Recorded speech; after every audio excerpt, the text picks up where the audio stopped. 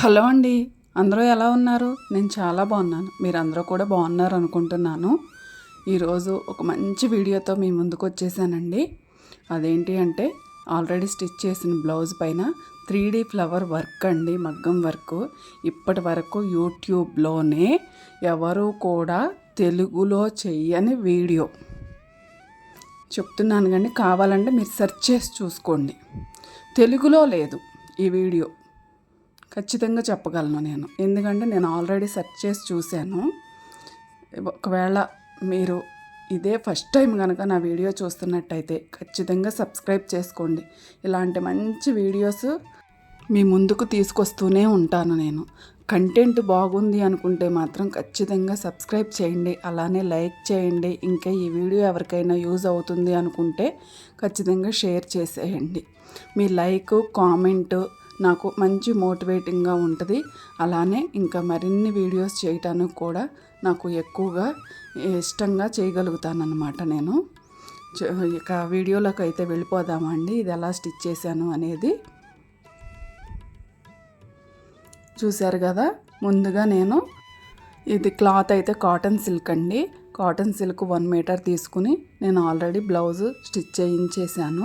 చేసేసిన దానిపైన వర్క్ ఏ విధంగా చేయాలి అని అనుకుంటున్నప్పుడు నాకు ఒక ఐడియా వచ్చిందండి. 3D ఫ్లవర్స్ మగ్గం వర్క్లో చేస్తున్నారు కదా, అలానే నా దగ్గర ఇంకా స్టాకింగ్ క్లాత్స్ అని ఉన్నాయండి.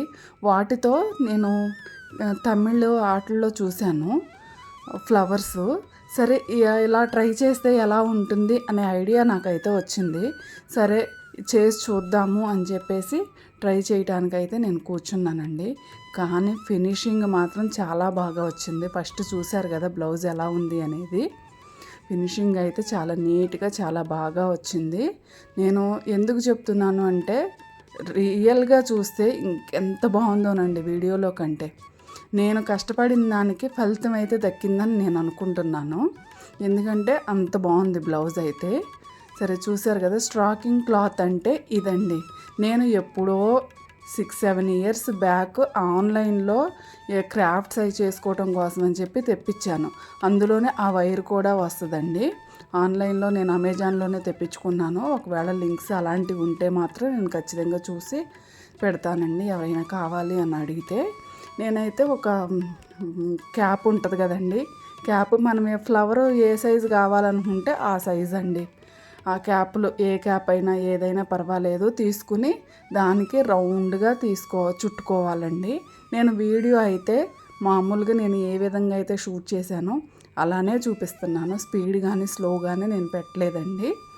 మీకు అర్థం కావాలని. ఒకవేళ వీడియో లెందీ అయినా పర్వాలేదు, కొద్దిగా చూస్తారని అనుకుంటున్నాను వీడియో మొత్తం కూడా. కాకపోతే బ్లౌజ్ని నేను 2 పార్ట్స్గా అప్లోడ్ చేస్తానండి. ఎందుకంటే ఫ్లవర్స్ ఒక వీడియో చేస్తాను, తర్వాత డిజైన్ వేరే వీడియో చేస్తాను, లేకపోతే వీడియో లెందీ అయిపోతుంది. అందుకని చెప్పేసి చూశారు కదా, ముందుగా అది రౌండ్, అది ఒక పెటల్ అండి మనకి ఫ్లవర్లో ఒక పెటల్. ఆ పెటల్ కోసం అని చెప్పి రౌండ్గా అలా చుట్టుకున్నాము. ఇప్పుడు క్లాత్ని దానికి కట్టేసుకోవాలండి. ఒకవేళ మన దగ్గర స్టాకింగ్ క్లాత్స్ లేకపోయినా సరే నెట్ ఫ్యాబ్రిక్స్ ఉంటే వాటిని కూడా యూజ్ చేసుకోవచ్చండి. ఈసారి ఎప్పుడైనా నెక్స్ట్ వీడియోలో ఎప్పుడైనా నేను చూపిస్తానండి. నెట్ ఫ్యాబ్రిక్స్తో కూడా ఏ విధంగా చేసుకోవచ్చు అనేది నేను చూపిస్తాను. ఇంట్రెస్ట్ ఉంటే మాత్రం ఖచ్చితంగా చూద్దురు, కానీ మీరు కూడా ట్రై చేయండి ఇంట్రెస్ట్ ఉంటే మాత్రం.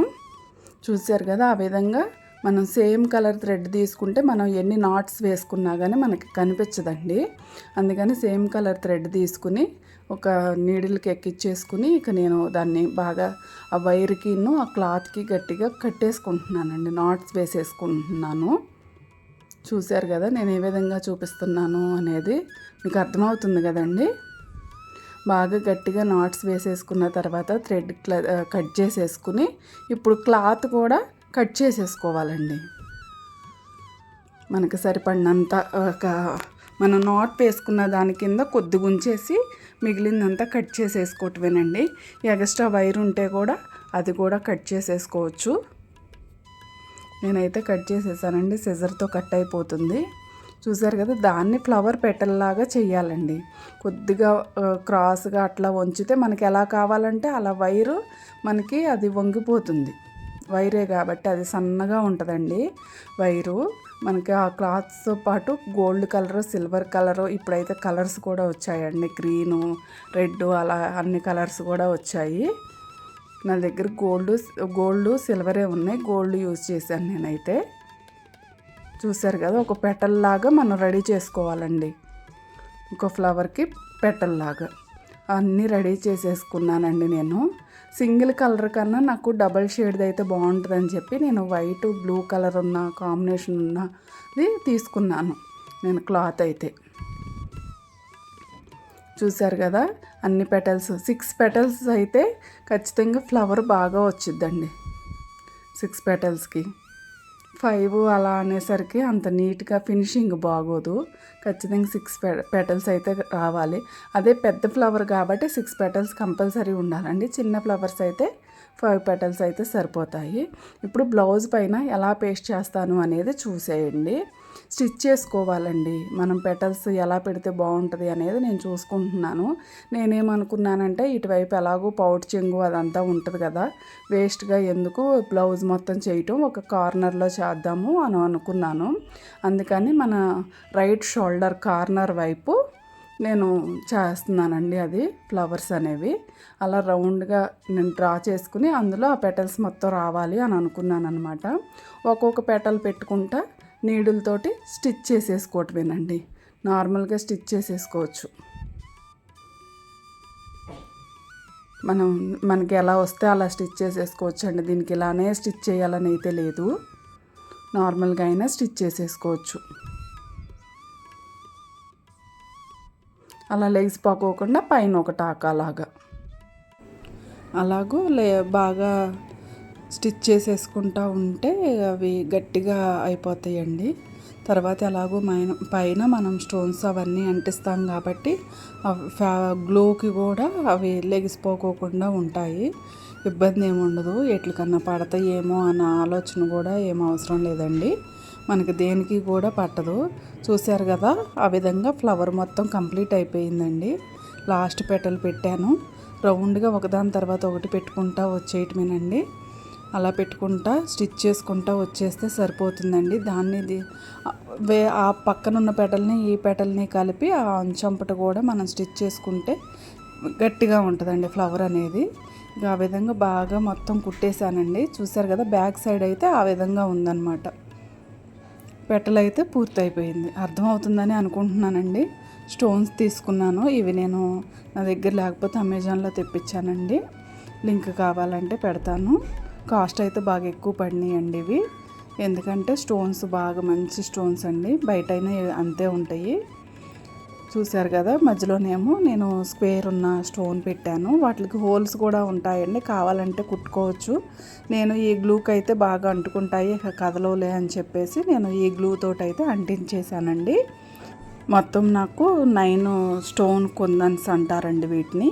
ఐ షేపు స్టోన్ కుందన్స్ బాగా మెరుస్తూ ఉంటాయండి.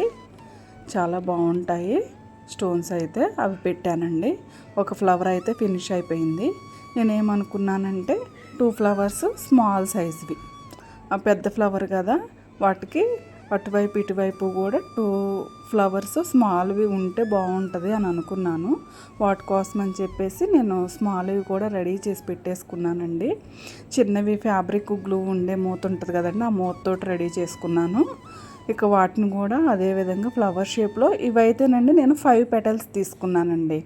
ఆ 5 పెటల్స్ని కూడా ఫ్లవర్ షేప్లో స్టిచ్ చేసేసుకుంటాను. చూసారు కదా, ఫ్లవర్ పెటలు మనకి ఏ షేప్ అయితే బాగుంటుందో అనేది ఫ్లవర్ లాగా రావాలంటే ఆ షేప్ తోటి మనం వంపుకుంటే సరిపోతుందండి. చూసారు కదా, మొత్తం స్టిచ్ చేసేసానండి. నేను ఆల్రెడీ ఒకటి చూపించాను కాబట్టి నేను ఇదంతా చూపించలేదు, వీడియో కూడా లెందీ అయిపోతుందని చెప్పి. ఇప్పుడు గ్లూ తోటి నేను వేరే స్టోన్స్ అండి, ఇవి బ్లౌజ్కి యూజ్ చేసేవే, ఆ స్టోన్స్ పెట్టానండి. ఆ తర్వాత నేను ఐ షేపు స్టోన్స్ పెట్టేశాను. పక్క నుండి మా అమ్మాయి అండి స్టోన్స్ బాగున్నాయి అని చెప్తుందిలేండి. ఆ విధంగా మనం అంటించేసేసుకోవటమేనండి. ఆ గమ్ము పడింది కదా బాగోదేమో అని అనుకోవటానికి లేదండి. ఆరిపోయిన తర్వాత ఆ గమ్ము పైన ఎక్స్ట్రా ఉన్నది మనం తీసేస్తే వచ్చేస్తుందండి. అలా అని చెప్పి ఇవైతే ఊడిపోవు. వీడియో బాగా లెంతీ అయిపోతుందని చెప్పి ఈ వీడియోని ఇంతటితో ఎండ్ చేస్తున్నానండి. నెక్స్ట్ వీడియో మీ ముందుకు వస్తుంది. Thanks for watching. Please subscribe, like, share, comment. Next వీడియోతో మళ్ళీ మీ ముందుకు వచ్చేస్తాను. అంతవరకు సెలవు. బాయ్.